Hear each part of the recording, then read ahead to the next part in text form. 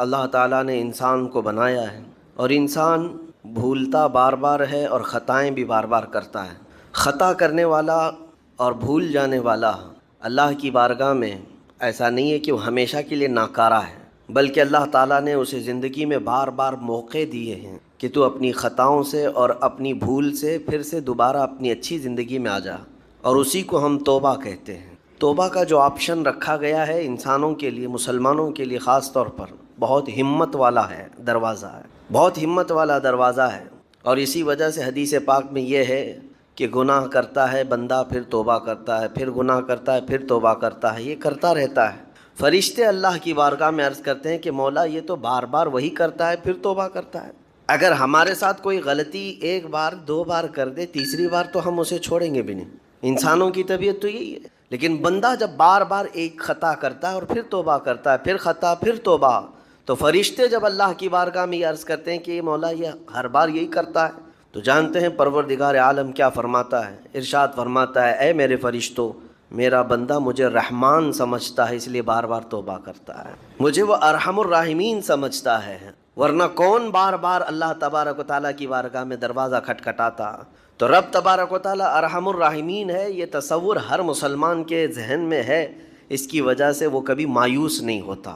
اور شیطان کا سب سے بڑا حربہ کیا ہے جانتے ہیں آپ؟ سب سے بڑا بہکانے کا اور گمراہ کرنے کا اور ہمیشہ گناہوں میں ملوث رکھنے کا سب سے بڑا آلہ، کہ بندے کو سب سے پہلے نا امید کرتا ہے، اب تیرا کیا ہوگا، تو بہت برباد ہو چکا ہے۔ یہ جو خیال شیطان ڈالتا ہے دل میں، اس کے بعد پھر وہ بندہ جری ہو جاتا ہے، اب میرے توبہ سے بھی کچھ ہونے والا نہیں ہے، جو جس طرح زندگی چل رہی چلنے دو، ارے 50 سال ہو گئے اب تک میں یہی کرتا رہا، اب کیا سدھروں۔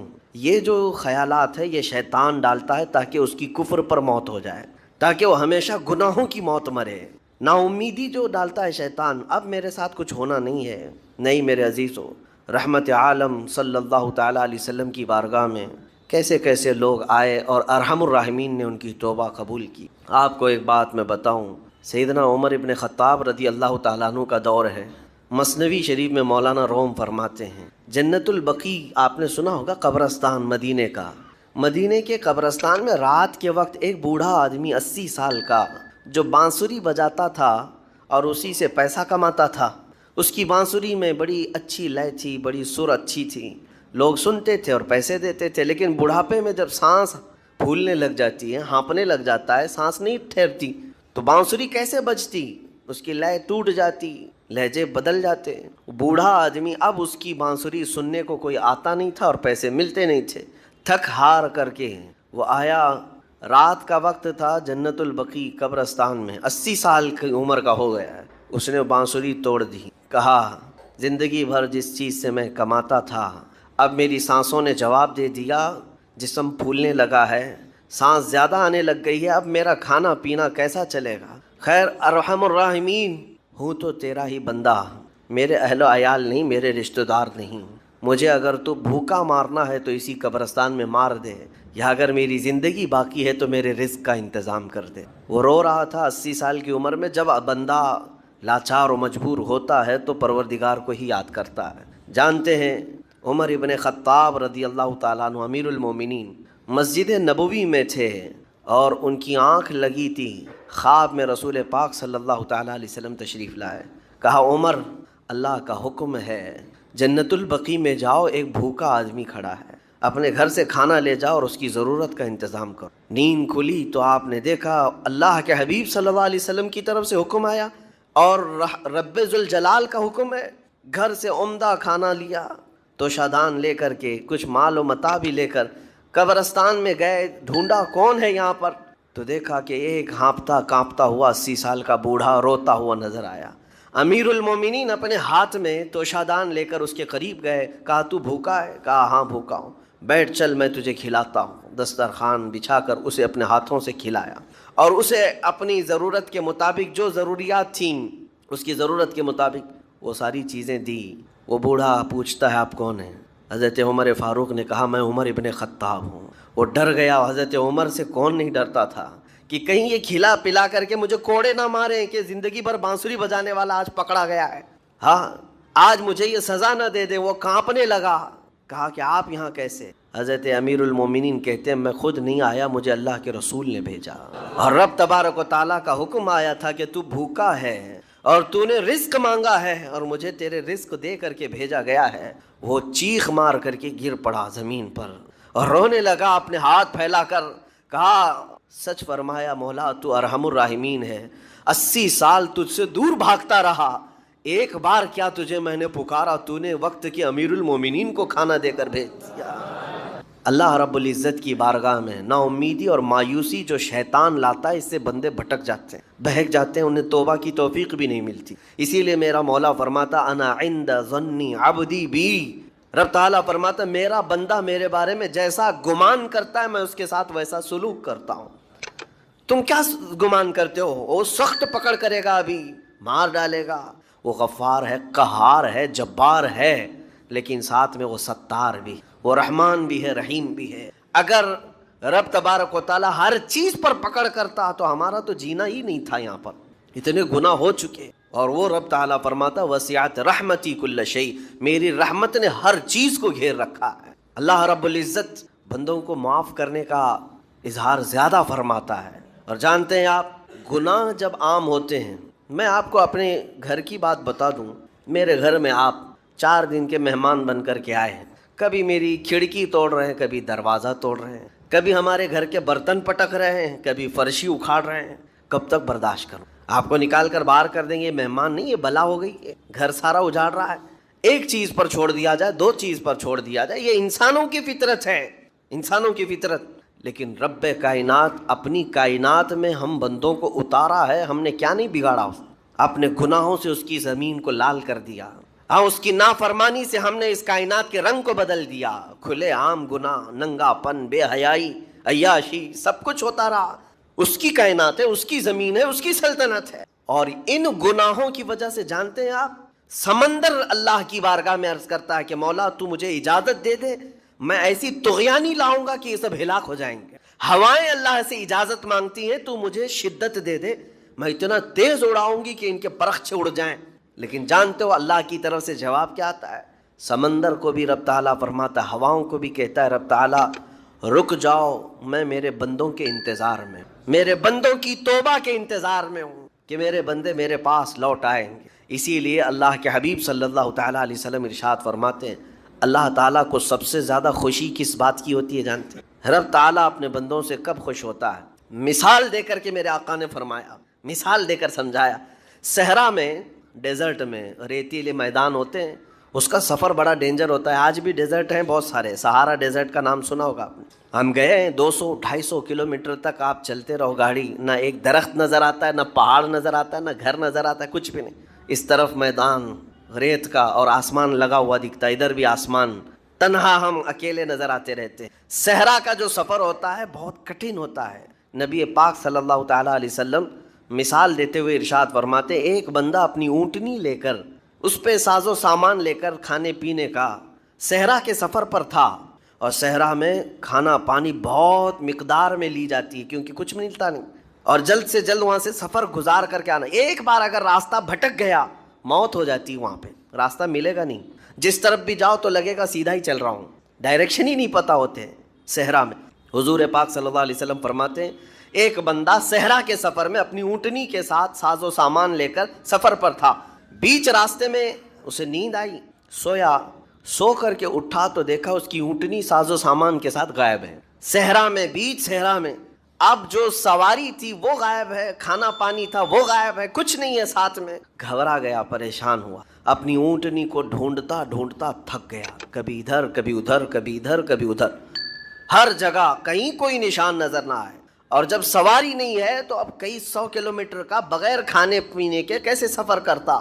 تھک ہار کر کے دوسرا دن ہو کہ تیسرا دن ہو، ایک جگہ وہ بندہ سو گیا، پھر سے سو گیا، اب راستہ بھی نہیں ملتا، سویا تو نیند سے اٹھا جب تو دیکھا اس کی اونٹنی بھی موجود ہے، اس کا ساز و سامان بھی۔ یہ مثال ہے، یہ مثال ہے۔ میرے آقا صلی اللہ علیہ وسلم صحابہ سے اب پوچھتے ہیں، اے میرے صحابہ بتاؤ اس بندے کو جو صحرا میں گمشدہ اونٹنی جس کی مل جائے اسے خوشی کتنی ہوگی؟ صحابہ کہتے ہیں یا رسول اللہ اس کی تو جان میں جان آ گئی ہوگی، کیونکہ وہ جانتے تھے صحرا کا سفر کیا ہوتا ہے، کہا سب سے زیادہ اسے خوشی ہوگی کہ اس کا کھویا ہوا سامان مل گیا، کھوئی ہوئی سواری مل گئی۔ میرے آقا صلی اللہ علیہ وسلم فرماتے ہیں گم شدہ اونٹنی کے ملنے پر جیسے اس مسافر کو خوشی ہوئی، اس سے کئی زیادہ بڑھ کر کے رب تعالیٰ کو اس وقت خوشی ہوتی ہے جب ایک گنہگار بندہ واپس توبہ کر کے اس کی بارگاہ میں آتا ہے۔ رب تعالیٰ کی بارگاہ میں جب بندہ پلٹ کر کے آتا ہے، رب تعالیٰ فرشتوں پر اس بندے کو دکھا کر رشک کرتا ہے، ارشاد فرماتا ہے میرا بندہ میرے پاس آ گیا، میرا بندہ میرے پاس آ گیا ہے۔ لوگ گھبرا جاتے ہیں، آج ہم نے دعا تو کی آپ کے کہنے کی وجہ سے، لیکن ملتا کچھ ہے نہیں، پتہ نہیں میری دعا قبول ہوتی ہے یا نہیں۔ یہ جملہ کبھی نہ کہیں، نا امیدی کا ہے۔ کبھی کبھار کچھ لوگ ہمارے پاس آ کر کہتے ہیں دعا کی درخواست ہر مومن سے کرنا تو چاہیے، آپ میرے لیے دعا کریں اور آپ ہم سے کہیں کہ آپ ہمارے لیے دعا کریں، یہ مومنوں کا شیوا ہے، دستور ہے۔ لیکن یہ کہنا میری نہیں قبول ہوتی، آپ کی قبول ہوتی ہے، تم مایوس ہو اپنے رب سے۔ اللہ عز و جل کے قبول کرنے پر تمہارا یقین نہیں رہ گیا، یہ مایوسی کفر تک لے جاتی، بندے کو کافر بنا دیتی۔ کبھی یہ نہ کہنا، اس لیے کہ اللہ عز و جل ہر بندے کی سنتا ہے، ہر بندے کی۔ موسیٰ علیہ الصلوۃ والتسلیم نے اللہ تعالیٰ سے پوچھا ایک بار، اے رب تیرے پکارنے والے بندوں میں ہر طرح کے بندے ہوتے ہیں، گنہگار بھی ہوتے ہیں، نیکوکار بھی ہوتے ہیں، جب وہ تجھے پکارتے ہیں تو تو انہیں جواب کیسے دیتا ہے؟ سنو، اللہ تعالیٰ فرماتا ہے اے موسیٰ مجھے پکارنے والے اچھے لوگ بھی ہوتے ہیں، برے بھی۔ جب نیک لوگ مجھے پکارتے ہیں ربنا کہہ کر یا ربی کہتے ہیں تو میں ان کے جواب میں کہتا ہوں لبیک یا عبدی، اے بندے بول میں تیرے لیے حاضر ہوں، میں حاضر ہوں۔ موسیٰ علیہ السلام خوش ہوئے، ایک نیک بندہ جب رب کو پکارتا ہے تو رب کی طرف سے جواب آتا ہے لبیک یا عبدی۔ پھر اللہ تعالیٰ فرماتا ہے اے موسیٰ جب گناہوں میں مصروف گناہ ترک کر کے بندہ آتا ہے، ایک گنہگار مجھے پکارتا ہے یا ربی، تو میں اس کے جواب میں 70 بار لبیک یا عبدی کہتا ہوں، 70 بار کہتا ہوں اے بندے بول میں حاضر ہوں، اے بندے بول میں حاضر ہوں۔ موسیٰ علیہ الصلوۃ والتسلیم نے عرض کیا ہے رب ذوالجلال ایسا کیوں؟ نیک بندہ جب پکارتا ہے ایک ہی بار تو جواب دیتا ہے، اور گنہگار جب پکارتا ہے 70 بار تو جواب دیتا ہے۔ اللہ کے اس کرم پر قربان جاؤ میرے عزیزو، دعا سے تم نہ بھاگو، بے نیاز نہ ہو۔ اللہ فرماتا ہے اس لیے کہ نیک جب مانگتا ہے تو اسے یہ بھروسہ ہوتا ہے میرے پاس نمازیں ہیں، زکوٰۃ ہے، حج ہے، جو کچھ بھی ہے، ان اعمال کے بھروسے پر وہ مجھ سے مانگتا ہے۔ اور جب ایک گنہگار مانگتا ہے اس کے پاس کچھ نہیں ہوتا، صرف مجھ پر یقین کر کے مانگتا، اس کا صرف مجھ پر بھروسہ ہوتا ہے، اس لیے میں اس کے جواب میں 70 بار کہتا ہوں لبیک یا عبدی۔ کون کہتا ہے کہ وہ اللہ نہیں سنتا؟ اور جو یہ کہتا ہے وہ کافر ہے، اس کا اسلام سے کوئی تعلق نہیں۔ اللہ عز و جل ہر ایک کی مصیبتوں کی خبر لیتا ہے، وَمَا اللَّهُ بِغَافِلٍ عَمَّا تَعْمَلُونَ، اللہ تمہارے کیے ہوئے کاموں سے بھی غافل نہیں اور تمہاری باتوں کو بھی سنتا ہے۔ اِنَّكَ لَسَمِيعُ الدُّعَاء، یہ بھی کہا گیا ہے قرآن، اے اللہ تو دعاؤں کو ضرور ضرور سننے والا ہے۔ اب سنیے، ہم میں سے جو لوگ یہ کہتے ہیں ہماری قبول ہوتی ہے یا نہیں پتہ نہیں، ان لوگوں کے لیے بہت بہتر روایت حدیث پاک میں، دعا تو کرتے رہے ملا نہیں، بچے مانگتے رہ گئے، زندگی میں ایک بیٹا بھی نہیں ہوا، کوئی بات نہیں۔ مومن کے لیے کوئی بھی چیز اللہ تعالیٰ نے رائے گاں اور ضائع ہونے والی چیز رکھا ہی نہیں۔ قیامت کے دن اس بندے کو رب تعالیٰ بلائے گا اور بلا کر نیکیوں کا ایک ڈھیر ہوگا جو پہاڑ کی طرح ہوگا۔ اللہ تعالیٰ فرمائے گا آج تجھے نیکیوں کی ضرورت ہے؟ کہا ہاں مولا، چند نیکیاں بھی ملے تو میری بخشش ہو جائے گی۔ اللہ تبارک و تعالیٰ فرشتوں سے حکم فرماتا ہے اسے لے جاؤ اس پہاڑ بھری نیکیوں کی طرف، یہ سب اس کی ہیں۔ وہ بندے کو فرشتے دکھاتے یہ سب نیکیاں تیری ہیں، پہاڑ کے برابر۔ کہتا اتنی نیکیاں تو مجھ سے ہوئی نہیں تھیں، یہ کس عوض میں دی جا رہی ہیں مجھے، یہ کس چیز کا انعام ہے؟ اللہ عز و جل فرماتا ہے اے بندے یہ انعام نہیں، دنیا میں تو مجھ سے مانگا کرتا تھا، میں نے دنیا میں تجھے نہیں دیا، تیری وہ ساری دعائیں میں نے آخرت کے لیے سنبھال رکھی تھی، آخرت میں تجھے دینے کے لیے رکھا تھا، اب وہ سب اتنی ہو گئی کہ آج تیری بخشش کا ذریعہ بن گئی۔ وہ بندہ اس وقت پکار کر کہتا، حدیث میں میرے آقا فرماتے اے رب کائنات کاش تو میری دنیا میں کوئی دعا نہیں قبول کرتا، سب آخرت کے لیے رکھتا، تو آج میں میری نیکیاں اوروں کو بانٹ بھی رہا ہوں۔ جو گھبراتے مایوس ہو کر دعاؤں کو ترک کر دیتے ہیں، دعا سے کیا ہوتا ہے؟ یاد رکھو دعائیں سنی جاتی ہیں، یہ اور بات ہے کہ کچھ کو یہاں دے دیا جاتا ہے اور کچھ کو آخرت کے لیے رکھ دیا جاتا ہے۔ اب سنیے، مانگنے والا الگ الگ انداز میں مانگتا ہے، کوئی گڑ گڑا کر، کوئی رو کر، کوئی بے توجہی کے ساتھ، جیسے بھی کچھ کو بہت جلدی ملا اور کچھ کو برسوں تک نہیں ملا۔ فرشتے کچھ لوگوں کے مانگنے پر اللہ کی بارگاہ میں سفارش کرتے ہیں۔ ہم جب دعا کرتے ہیں یہ مت سمجھنا کہ ہماری دعاؤں کی قبولیت کے لیے کوئی اور وسیلہ ملتا ہے کہ نہیں ملتا، بلکہ وہ ملائکہ جو ہماری دعاؤں کو اللہ تک پہنچاتے ہیں وہ سفارش کرتے ہیں، اے رب وہ بندہ کب سے رو رہا ہے، کب سے تجھ سے مانگ رہا ہے، اسے تو عطا کر دے۔ فرشتے سفارش کرتے ہیں حدیث پاک میں۔ تب جانتے ہو اللہ تعالیٰ کیا جواب دیتا ہے؟ ارشاد فرماتا ہے، اے فرشتو میں بہت اچھی طرح سے دیکھ رہا ہوں، بہت دنوں سے وہ روتا ہے اور مانگتا ہے۔ اے ملائکہ میں اس کو اس لیے نہیں دیتا کہ اس کا مانگنا مجھے بہت اچھا لگتا ہے، میں اسے ابھی دے دوں تو وہ مانگنا بند کر دے، وہ جب تک مانگتا رہے مجھے اچھا لگتا ہے، اس کا مانگنا مجھے پسند ہے۔ بندوں کے مانگنے کو بھی اللہ پسند کرتا ہے، دعائیں بھی رب تعالیٰ کو پسند ہوتی۔ مانگنے سے اس طرح سے بے نیازی نہ دکھاؤ کہ ہمارے پاس وقت ہی نہیں رہ گیا۔ یہ تعلق باللہ سب سے زیادہ دعا سے حاصل ہوتا ہے۔ اللہ سے جو سب سے بڑا گہرا تعلق قائم کرتے ہیں وہ دعاؤں سے حاصل کرتے ہیں۔ کیا آپ نے تاریخ میں وہ ساری چیزیں نہیں سنی؟ بڑے بڑے گنہگار رہے موسیٰ علیہ السلام کے زمانے میں بھی اللہ تعالیٰ حکم فرمایا تھا کہ اے موسیٰ اگر یہ بندہ تمہارے مجمع میں رہے گا تو عذاب آ جائے گا۔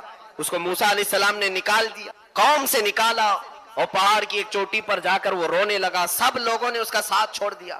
اب روتے روتے وہ بھی پکارتا ہے، اے مولا تو نے تو فرمایا مصیبت زدہ لوگوں کی آواز کو تو سنتا ہے، تجھ سے زیادہ کون میری آواز کو سننے والا ہے اور مجھ سے زیادہ مصیبت میں کون ہے؟ اللہ عز و جل نے فرشتوں کو اس کے بھائی بہن بنا کر یعنی شکلیں دے کر کے بھیجا، اور وہ اس کی تیمارداری کرتے رہے، انتقال بھی ہو گئے۔ تب پھر اللہ نے موسیٰ علیہ السلام کو حکم دیا، اے موسیٰ جاؤ فلاں پہاڑ پر میرے ایک محبوب بندے کا انتقال ہوا، اس کا جنازہ اٹھاؤ۔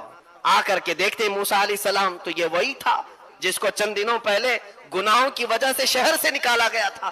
رب تعالیٰ سے آپ نے پوچھا کہ یہ محبوب کیسے ہو گیا؟ اللہ نے فرمایا، اے موسیٰ وہ خطا کار سیاکار تھا، لیکن جب وہ گڑ گڑا کر مجھ سے مانگنے لگا تو میں نے اس کے تمام گناہوں کو معاف کر دی۔ مانگنے کا یہ بھی نتیجہ ہے، یہ بھی رزلٹ ہے۔ ہم اپنی زندگی میں کسی بھی ایسے لمحے کو آنے نہ دیں جس میں یہ احساس ہوتا ہو کہ ہم کو رب کی ضرورت نہیں۔ ہمارے دن رات، ہماری صبح و شام اللہ کے حضور دعا کرتے ہی گزرے، دعا کرتے ہی گزرے۔ آپ کو پتا ہے ہمارے اسلام میں کتنی دعائیں ہماری زندگی میں شامل کر دی گئی؟ سب سے زیادہ اگر یوزفل کوئی ورڈ ہمارے پاس ہے تو السلام علیکم۔ ہم ایک دوسرے سے ملتے بھی ہیں تو کیا کہتے ہیں؟ السلام علیکم۔ یہ دعا ہے۔ ہم اپنے بھائی کے لیے کہتے ہیں اللہ کی سلامتی ہو تجھ پر۔ دعا سے ہمیں دور نہیں رکھا گیا، اس کی وجہ یہ ہے کہ بندہ جب تک دعا کرتا رہتا ہے وہ بندہ رہتا ہے، اور جس دن وہ دعا چھوڑ دیا متکبر، غرور اور گھمنڈی خدا بننے کی کوشش کر رہا ہوتا، اب اسے کسی چیز کی حاجت نہیں رہ گئی، مانگنا چھوڑ دیا، بے نیاز ہو گیا ہے۔ اسی لیے میرے آقا صلی اللہ تعالی علیہ وسلم بھی سارے کمالات ہونے کے باوجود بھی مانگتے ہی رہے، مانگتے ہی رہے، رب ذوالجلال سے مانگتے ہی رہے۔ ہاں ایک بات طے ہے کہ جو اس سے مانگتا رہا اللہ پوری دنیا سے اسے بے نیاز کر کے رکھتا ہے۔ اسی لیے تو ہمیں سورہ فاتحہ میں اس نے کیا سکھایا؟ ایاک نعبد و ایاک نستعین، اے رب ہم تیری ہی عبادت کرتے ہیں اور صرف تجھ سے ہی مانگتے ہیں۔ اور دعا جو بندہ کثرت سے رب ذوالجلال کے حضور کرتا ہے اس کی پوزیشن اللہ ایسی بناتا ہے کہ اس کا ہاتھ پھر کسی کے سامنے نہیں پھیلنے دیتا۔ یہ اور بات ہے کہ پوری کائنات اس سے بھیک مانگتی ہے لیکن وہ کسی سے نہیں مانگتا۔ اولیاء کاملین کی زندگی یہی تو نمونہ ہے۔ سرکار غریب النواز رضی اللہ تعالیٰ عنہ کا آستانہ لاکھوں کا مجمع آج بھی مانگنے کے لیے پہنچتا ہے۔ اس کی وجہ یہ ہے کہ وہ خواجہ ہند اپنی پوری زندگی رب سے مانگتے رہے، اللہ نے ان کو کائنات کی اشیاء سے بے نیاز رکھا اور کبھی کسی کے سامنے مانگنے والا نہیں بنایا۔ آج میرے عزیزوں دعا سے بیزاری اختیار نہ کرو۔ میں ان لوگوں کو تنبیہ کرنا چاہتا ہوں جو بے نیازی دکھاتے ہیں یا اپنے وقت کے کم ہونے کی شکایت کرتے ہیں۔ کیا تمہارے پاس اتنا بھی وقت نہیں رہ گیا دعا کے لیے کہ دو جملے رب ذوالجلال کے حضور کہہ کر کے جائے، اے اللہ میں زندگی بھر تیرا محتاج ہوں اور محتاج ہی رکھ، ہمیشہ تو اپنا محتاج رکھ۔ یہ دعا بھی اتنی کمال کی ہے کہ اللہ کے حضور یہ بھی مت کہنا کہ اللہ مجھے کبھی محتاج نہ بنا۔ نہیں، محتاج رکھ فقط تیرا، دوسروں کا نہیں، اتنا تو کہہ کر کے جا سکتے ہو۔ اور کس کو آج یقین ہے اپنے آخری وقت کا، مرنے کا؟ کس کو آج یقین ہے کہ میں اچھے سے مر کر چلا جاؤں گا؟ کسی کو نہیں معلوم، کسی کے پاس یہ گارنٹی نہیں ہے۔ ایمان پر موت ہوگی، اسلام پر موت ہوگی، نیکیوں پر وفات آئے گی۔ جب نہیں معلوم تو اس سے مانگتے رہو، جڑے رہو۔ اے اللہ، آج میں نیک تو ہوں، عبادت تو کر رہا ہوں، لیکن پتہ نہیں میرا آخری وقت کیسا آنے والا ہے۔ اے اللہ، تیرے حضور میں مانگتا ہوں میرا آخری وقت صحیح سلامتی سے گزارتے، ایمان کی حالت پر اٹھا لے۔ کتنی دعائیں ہیں، یہ ساری دعائیں ہمیں اسلام نے تلقین کی صرف اس لیے کہ بندہ بن کر کے رہے، رب کے ساتھ جڑا رہے۔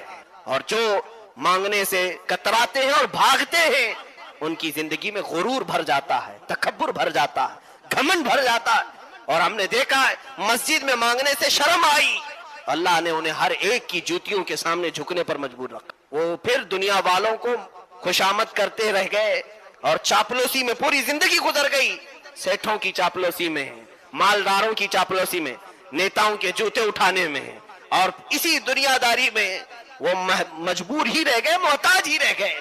وہ کتنی پیاری زندگی شان بے نیازی کی ہے کہ مولا کے حضور مانگنے والا ہمیں بندہ بنائے، اس لیے کہ یہ مانگنا 1000 مانگنے سے بہتر ہے۔ وہ ایک سجدہ جسے تو گراں سمجھتا ہے، 1000 سجدوں سے دیتا ہے آدمی کو نجات۔ مولا ہمیں پوری زندگی اپنا محتاج بنائے رکھے۔